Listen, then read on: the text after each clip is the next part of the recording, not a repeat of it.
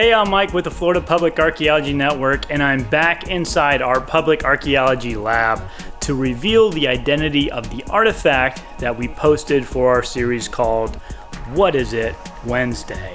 We had a lot of really good guesses, and some of you were right when you said that the artifact that we posted was a piece of pottery, a broken piece of pottery.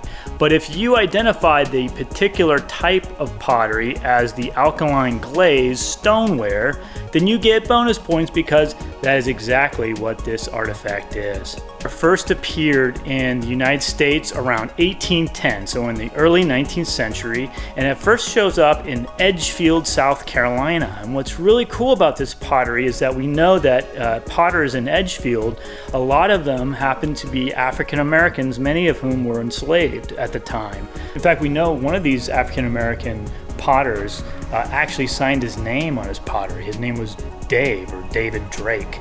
It was used for food preparation and utilitarian purposes, but we know a lot of the Edgefield pottery is now considered to be folk art. And what's really cool about this piece of pottery is where it was found. This piece of pottery was actually found in the backyard of what we now call the Julee Cottage. And the Julee Cottage was constructed in downtown Pensacola in 1805, but by 1808 it was actually purchased by a free woman of color named Julee or Julee Panton, and sometimes her last name is listed as Forbes. But we know she was a free woman of color, and she was an early entrepreneur in what is now Pensacola.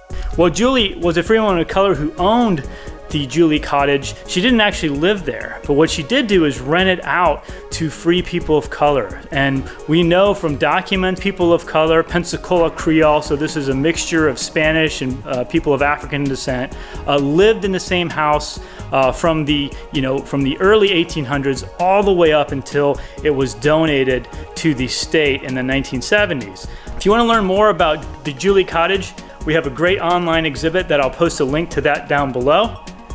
And you can actually visit Julee Cottage today as part of the UWF Historic Trust. So I encourage anybody to go out there and check it out. But of course, as always, you'll want to go to the UWF Historic Trust website, which I'll also post in the description down below, to check their hours of operation and the days that they're open.